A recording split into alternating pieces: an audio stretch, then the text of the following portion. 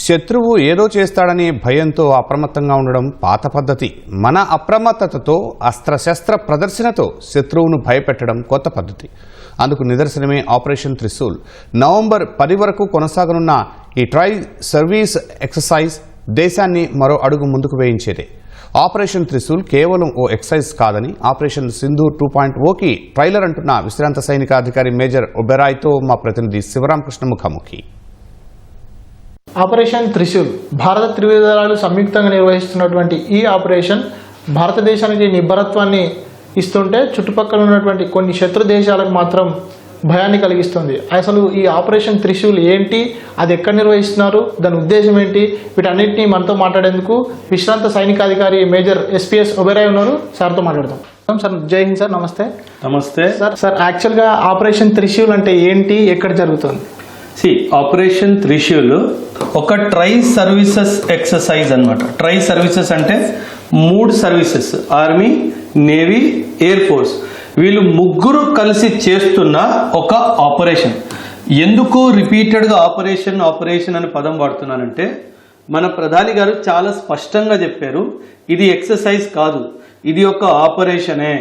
Operation Sindoor 2.0 మీరు మా మీద ఫోర్స్ చేస్తే ఎలా జరగబోతుందో అది నేను మీకు చూపిస్తున్నాను అని చెప్తున్నాను. అంటే పాకిస్తాన్కి బేసిక్గా నిద్ర రాకుండా చేస్తుంది. సో ఇది ఎక్కడ జరుగుతుంది సార్? అంటే మనం పాకిస్తాన్ వెస్టర్న్ బౌండరీ మొత్తము Gujarat, Rajasthan, Punjab up to Jammu border వరకు మొత్తం ప్రాంతాల్లో ఈ ఆపరేషన్ త్రిశూల్ అన్నది జరుగుతుంది. సో ఈ ఆపరేషన్ త్రిశూల్ అనేది ఆపరేషన్ సింధూర్ 2.0కి ట్రైలర్ గా అని అనుకోవచ్చు. 100% పిక్చర్ కూడా ఇలాగే ఉండబోతుంది అని చెప్పడం జరుగుతుంది. అంటే మన దేశంలో చాలా ఎక్సర్సైజెస్, చాలా వార్ గేమ్స్ ఇవన్నీ జరగడం మనం చూసాం. కానీ ఇంత స్థాయే కాదు, ఇంత అఫెన్సివ్ ఇంటెన్షన్తో ఫస్ట్ టైం జరుగుతుంది.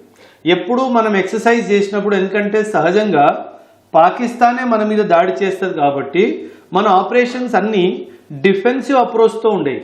కానీ మొదటిసారి ఈ ట్రై సర్వీసెస్లో ఒక అఫెన్సివ్ ఫార్మేషన్తో మనం ఎలా అటాక్ చేస్తాము అన్న దాని మీద మనం కంప్లీట్ ఒక ఆపరేషనల్ ట్రైనింగ్ చేయడం జరుగుతుంది.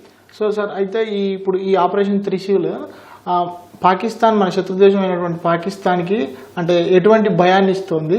అట్లాగే రెండవ క్వశ్చన్ ఏంటంటే ఈ ఇండో పసిఫిక్ రీజియన్లో ఉన్నటువంటి అన్ని దేశాలకి భారత్ డిప్లొమసీని ఎట్లా ఎక్స్ప్లోర్ చేస్తుంది? అంటే ఎలా ఉంటుందంటే జియో పాలిటిక్స్లో మనము ఎప్పుడైనా సరే ఒక పదం వాడతాం, దాన్ని డిటరెన్స్ అంటారు. ఏమంటారు? దాన్ని డిటరెన్స్ అంటారు. అంటే ఎనిమి ఎలా మనల్ని మనతో భయపడాలి, వాడికి భయం చూపించాలి. ఇప్పుడు ఎలాగైతే పహల్గామ్ దాడి జరిగిందో ఆ పహల్గామ్ దాడికి మనము రిప్లైగా ఆపరేషన్ సింధూర్ చేయడం జరిగింది.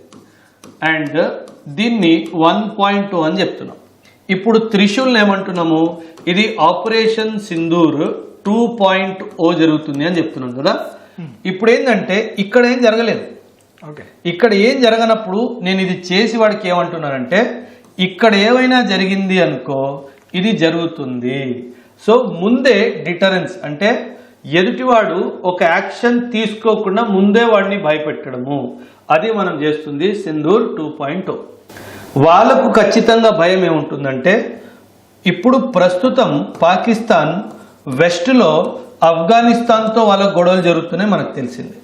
సో ఒకవైపు నుంచి ఆఫ్ఘనిస్తాను, మరోవైపు నుంచి ఇండియా దాడికి నా మీద వస్తే ఎలా అన్నది పాకిస్తాన్కి నిద్ర పట్టట్లేదు. రెండో విషయం, టర్కీ కానీ, ఇరాన్ కానీ, సౌదీ అరేబియా కానీ, అమెరికా కానీ, చైనా కానీ ఈ కంట్రీస్ మేము నీతో ఉన్నాము అని చెప్తారు పాకిస్తాన్కి, కానీ యుద్ధ రంగంలో వచ్చి ఎవడు సాయం చేయరు.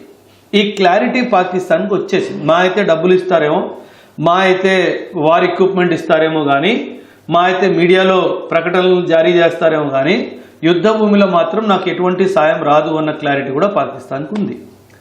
ఈ సందర్భంలో ఈ రెండు వైపుల నుంచి అటాక్ జరిగితే మాత్రం పాకిస్తాన్, ఇన్ఫ్యాక్ట్ ఇప్పుడు నన్ను అడిగితే పాకిస్తాన్కి మనకన్నా ఆఫ్ఘనిస్తాన్తో భయం ఎక్కువ. ఎందుకంటే మనం కనీసం బౌండరీని ఒప్పుకుంటున్నాం, అరే ఈ బౌండరీ అంతా ఓకే, ఓన్లీ జమ్మూ అండ్ కాశ్మీర్లో ప్రాబ్లం ఉంది అని. ఆఫ్ఘనిస్తాన్ వాడైతే బౌండరీ ఒప్పుకోవట్లేదు అసలు. సో మొత్తం పాకిస్తాన్ వెస్టర్న్ థియేటర్ మొత్తం పోయే అవకాశం ఉంది. కాబట్టి పాకిస్తాన్కి ఎక్కువ భయం ఇక్కడే ఉంది. ఆ భయం ఉన్నప్పుడే ఈ భయం కూడా చూపించాలి అన్నది మన ఉద్దేశం. సార్ ఇంకొకటి సార్, అంటే ఇప్పుడు 3 దళాలు కలిసి చేస్తున్నాయి అని చెప్తున్నారు కదా, అయితే ఈ 3 దళాలు కలిసి చేసే ఆపరేషన్స్లో మనకు ఎదురయ్యేటువంటి అబ్స్టాకిల్స్ ఏముంటాయి, వాటిని అధికారులు ఎట్లా ఓవర్కమ్ చేయొచ్చు, అట్లాగే లాభాలు కూడా ఏముంటాయి చెప్తాను ఖచ్చితంగా. ఫర్ ఎగ్జాంపుల్ ఇది యుద్ధ భూమి అనుకుందాము, ఇటువైపు పాకిస్తాన్ ఉంది, ఇటువైపు మన దేశం ఉంది అని అనుకుందాం. ఫర్ ఎగ్జాంపుల్ ఇది ఆర్మీ అనుకుందాము, ఇది ఎయిర్ ఫోర్స్ అనుకుందాము, ఇది నేవీ అనుకుందాం. నో, జనరలీ ఇది నేవీ అనుకుందాం.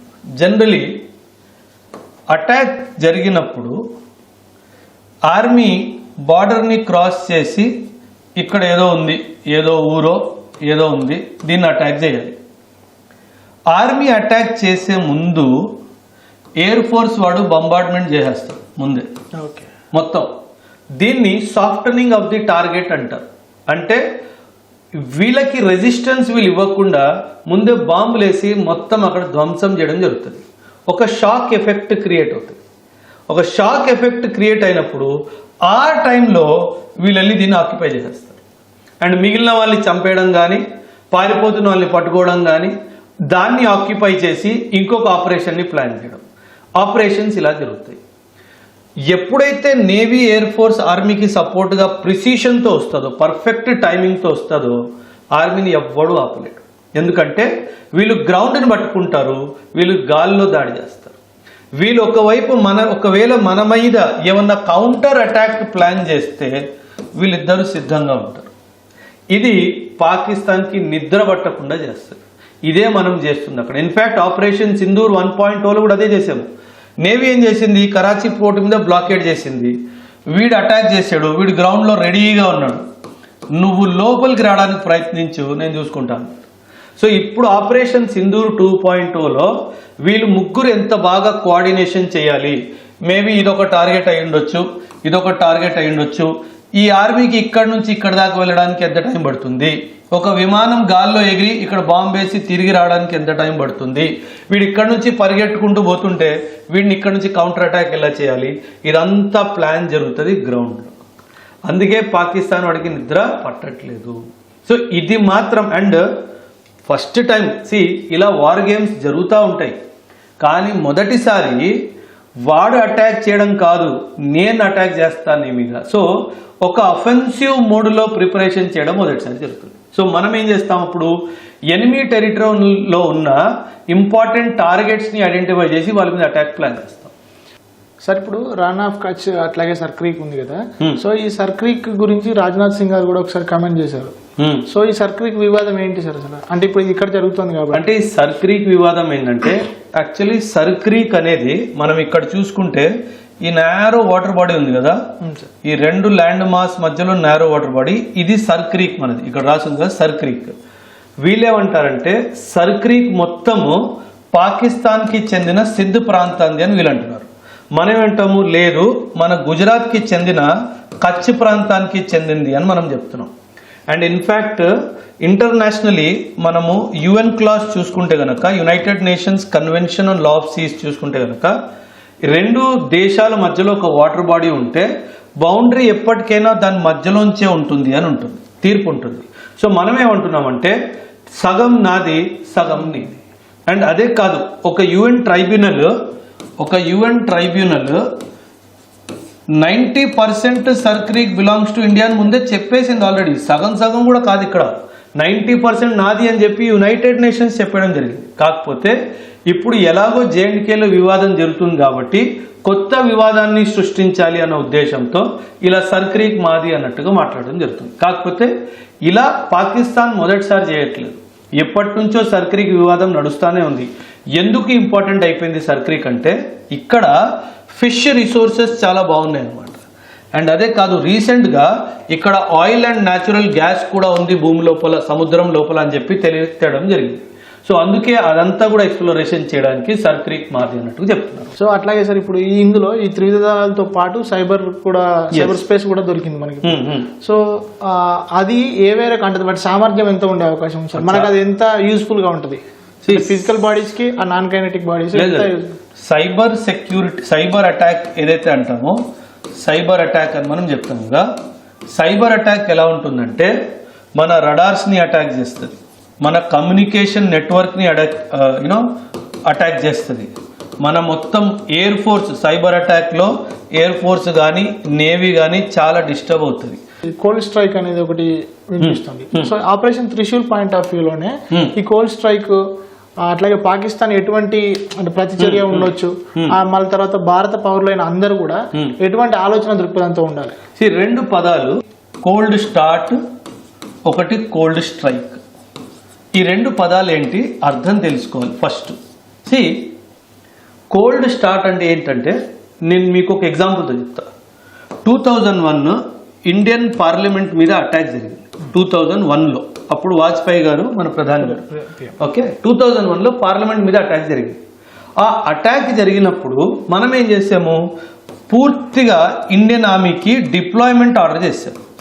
ఇండియన్ ఆర్మీ మొత్తాన్ని బార్డర్కి వెళ్ళిపోండి అని అడిగి చెప్పడం జరిగింది. ఎందుకంటే ఈ స్థాయిలో ఎప్పుడు డిప్లాయ్మెంట్ జరగలేదు కాబట్టి ఈ ఇండియన్ ఆర్మీ మొత్తం బార్డర్కి వెళ్ళడానికి 8 నెలలు టైం పట్టింది. 8 నెలలు 10 నెలలు సంవత్సరం టైం దొరికితే వాడు ఆల్రెడీ ప్రిపేర్డ్గా ఉంటాడు. ప్రిపేర్డ్గా ఉన్న ఎనిమి మీద అటాక్ చేస్తే ఏ లాభం లేదు, వాడు అన్ప్రిపేర్డ్గా ఉన్నప్పుడే అటాక్ చేయాలి. సో అప్పుడు ఒక డాక్ట్రిన్ వచ్చింది, దాన్నే కోల్డ్ స్టార్ట్ డాక్ట్రిన్ అన్నారు. ఈ కోల్డ్ స్టార్ట్ డాక్ట్రిన్ ఏంటి అంటే మొత్తం ఆర్మీ ఒకేసారి డిప్లాయ్మెంట్ కాదు, ఎలీట్ ఫోర్సెస్ని ఒక మంచి గ్రూపింగ్లో ఫార్మేషన్ చేసి వాళ్ళని ఫస్ట్ ఇండక్ట్ చేసేయడం ఇంపార్టెంట్ ప్లేసెస్లో. సో వీళ్ళేం చేస్తారు, యుద్ధాన్ని స్టార్ట్ చేసేస్తారు. అప్పుడు నెమ్మదిగా వెనుక నుంచి మొత్తం మెయిన్ ఆర్మీ రావడం జరుగుతుంది. అందుకే దీన్ని కోల్డ్ స్టార్ట్ అంటారు. అంటే ఒక important formation groups, armoured, infantry, artillery ఇవన్నీ క్లబ్ చేసి బ్రిగేడ్ లెవెల్లోనో కోర్ లెవెల్లోనో ఒక మొత్తం కోర్ పంపించారు.